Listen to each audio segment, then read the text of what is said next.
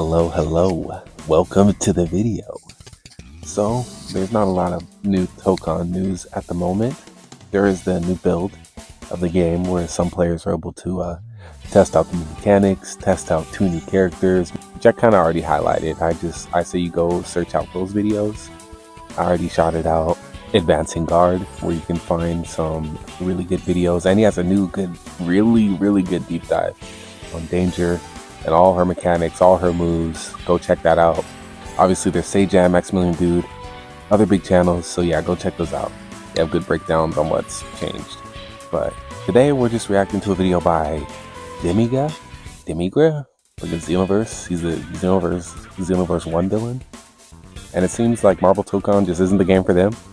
So we're going to take a look at his video and see why exactly that's the case, analyze the arguments and just see what criticisms he had with the game. So I had a couple myself, which I talked about in the video, comparing it to 2XKO, about the roster. So yeah, enough preamble, let's just hop to the video and see. And of course, go watch the original, go check out Demigra's video. And no trolling, no hate, we're just going to see another perspective on the game and why this might not be the game for some type of people, and maybe seeing counteract with certain points from what I've seen, what the devs are changing, and why I think the game is going to be hype. So yeah, let's go. I like to think that I'm open-minded when it comes to about 90% of things. But one thing that I struggle to wrap my head around is the perception that Marvel Tokon Fighting Souls looks like a good game. And I'm not saying that it's not, it simply just doesn't appeal to me at all. Right here is the main points of the video, and also why I want him to respond, because, well, yeah, he's not bringing down the game, he's not saying it's bad or anything, he's just saying this is his opinion for the most part, and why he doesn't like it. But as someone who was able to play the beta, I feel like I have some input to, respond to at least some of the gameplay experiences and what I've seen the devs are trying to change and increase with the gameplay as well. When my eyes look at this thing, they struggle to find the beauty. But you seem to love this game. What the? How did he know I was watching? Why did he call me out specifically like that? Because the poll that I put up a couple days back was sitting strong at 50-50. But yeah, on even his community being split 50-50, I think being indifferent is the popular feeling on the game. Even after the beta, there was a lot of talk about how people were feeling lukewarm, combos and auto combos were rampant, and that's not super surprising to me. But I think Marvel characters will always have people a little excited. Spider-Man always has his fans, all that. So there will still be interest in the game no matter what. I think that's why we see why there is a split. I don't like the fighting mechanics. I don't like the art style. Iron Man's armor makes my eyes water. Not because I think he looks fantastic, but more like somebody's been cutting onions and my eyes are burning. I'm pretty much in the direct opposite camp when it comes to the art style. And that's another reason I wanted to respond to the video.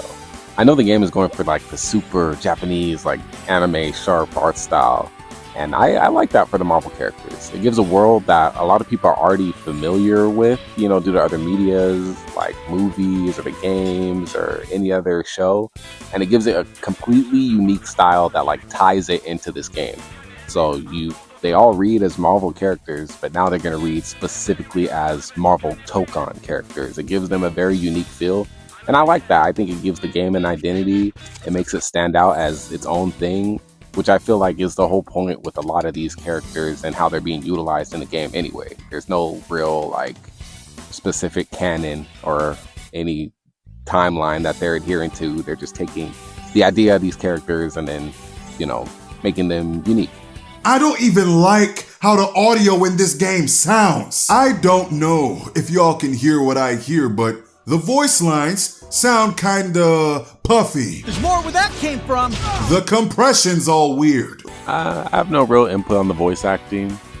I think the beta only had full Japanese voices, so he's reacting to the English voices in the trailers. We have to know when the game sort of comes out.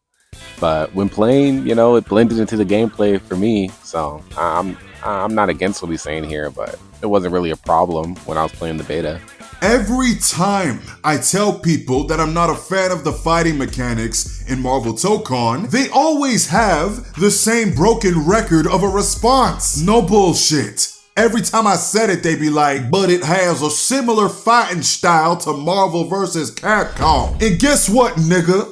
I don't like that game either. It's nearly like it's not a Marvel Tokon thing, but rather a universal problem of mine with video games that utilize fighting mechanics the way they do. Again, not really much to input here. Like, in my opinion. In my opinion, not yours. Damn.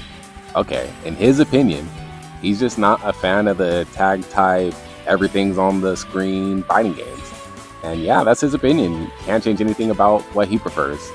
Now, I do think Tokon is aiming for like a best of both worlds approach, where you don't really have to interact with the tag part of the game, like the health management and carrying all the characters' combos, because there is one health bar.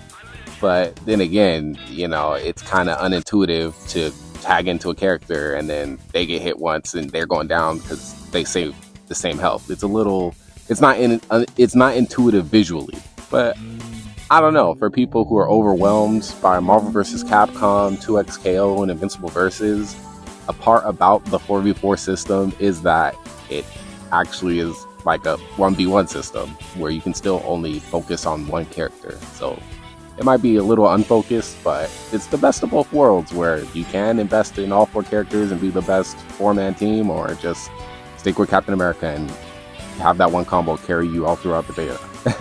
You need to have 4 characters on your team. The base roster is 20 playable heroes and villains. You and your ops gotta select almost half the roster before you can start the match. This is a main complaint that I actually agree with. Teams are going to look very similar. And even though, like I mentioned, you more so focus on your point character or point characters because you have one assist unlocked. You get 2 characters. Once you unlock everybody, the teams are going to look pretty similar. And it's not going to be that much different from your opponent. And DLC is going to expand the roster for sure, but that is like a retroactive fix for the base game. And yeah, that is going to hurt some creativity when, we go 4-4 and then, half the roster is gone. So yeah, no, this is the complaint that I think a lot of people agree with. I've also seen many people complain that the combos feel too easy and limited. Have you ever considered that it's because you gotta learn 4 individual negritos to load into a match? I also think that this is a reasonable complaint, and it's also the reason people relied heavily on the auto combos early in the beta. And I think the devs are hearing and working on the problem. They're making characters feel more unique, as seen in some of these new builds. And there's more freedom with assist and character combos.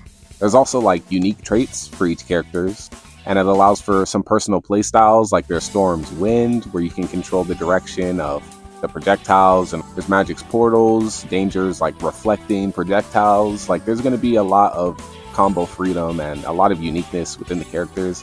And a lot of that is what I've just been saying from the jump. We just need our actual hands on the game. And if you see the people who have put their hands on the new version of the game, they've had a lot of fun with it, being able to actually explore and actually see what the system has for people to do.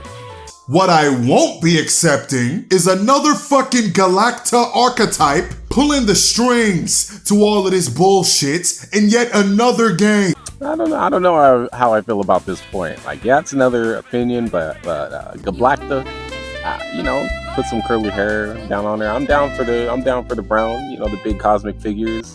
I like Galacta, bro. There ain't nothing wrong with that to me. So I took a look at the current roster of this game, and I'm kinda disappointed. Not because the current roster is awful, but their choices of the starting few is what shocked me. Who the hell is Danger? Y'all could've left this one out until you revealed the rest of the cast. So yeah, I had my own complaints about the roster, size being the big thing. But self-admittedly, as like a Marvel fan who's not really a big comic book fan, the games and the shows and the movies, these are the ways I even learn about who these characters are in the first place. So I understand the want for characters who have they've made a name for themselves already, like the other X-Men, Cyclops. Like, they're obviously popular because they're original stories, but they're also popular because they've been adapted in so many times. They've had the films and shows and the games. So allowing Danger to be in this game is going to garner her fans. It's going to allow her to be in a show or in a movie. Then she's going to become someone's fan favorite. I think that this is the exact place for characters like this to get into the cultural zeitgeist. And we've seen that happen with, Marvel Rivals and Luna Snow and all these other characters. And even if they don't ever get more stories told about them, it's more people who know about them. I bet there are a lot more people who know Miles Morales from all the, the movies rather than his original comic book stories. Not to diminish them, but it's a way to get the name out there. So Marvel has so many off-the-wall characters, and I know it's hard to get a good mix when there's only 20 characters on the roster. So no matter what, it's going to feel like someone's missing. I truly want y'all who watched this video to this point to let me know if I'm bugging. Nah, I don't think he's bugging. I don't think he has any but all these points were good. They're valid. A lot of things people had during the beta, and I think the devs are showing what they can to do to improve the game. Well, at least gameplay wise.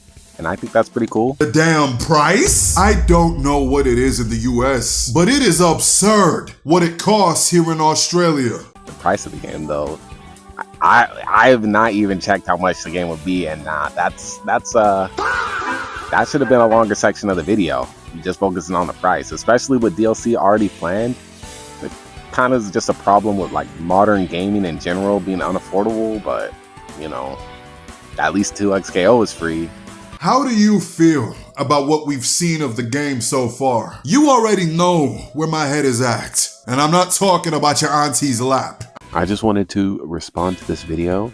Honestly, a lot of what he was saying was true, and just the stuff of him not personally liking the game and what didn't appeal to him. But gameplay-wise, I agree with him on a lot of his points. And at the same time, I urge everyone to go check out the newer footage that's being played and how much the devs are listening to and how they're changing the game to be better. And even though we have no knowledge about the story, I believe in Galactus. Change my mind with kindness if you think you can offer a different perspective.